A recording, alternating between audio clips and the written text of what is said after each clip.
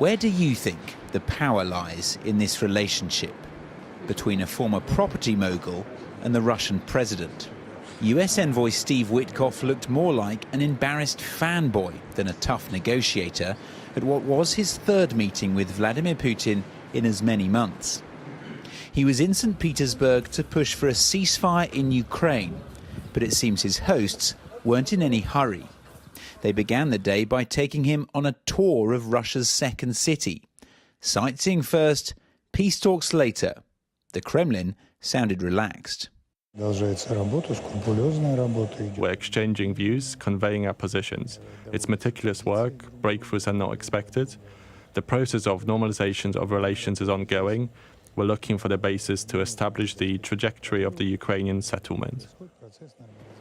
Despite talking about peace, Vladimir Putin still appears set on war.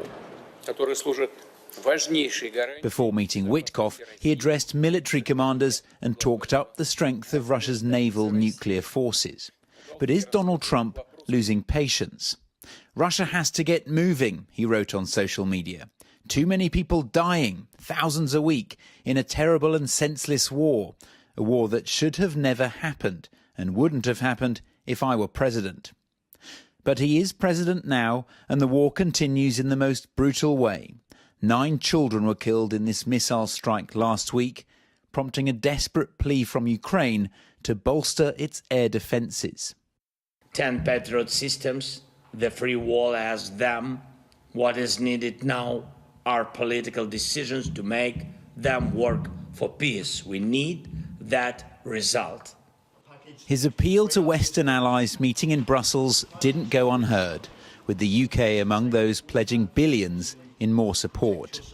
We do whatever we can do to support Ukraine as long as it takes, and I think today was a quite impressive evidence for what we are able and willing to do. But the question remains, what is Russia willing to do? It seems the US still doesn't have the answer.